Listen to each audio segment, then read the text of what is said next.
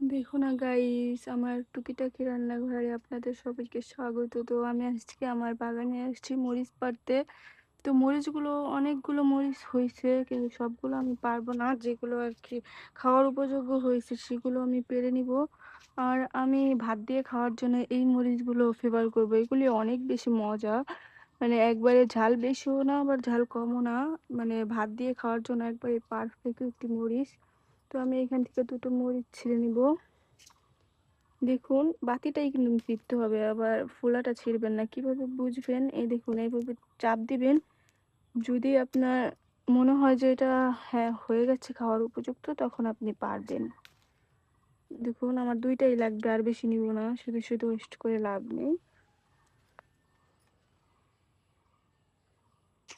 দেখুন আমার কতগুলো মরিচ গাছ লাগাইছি।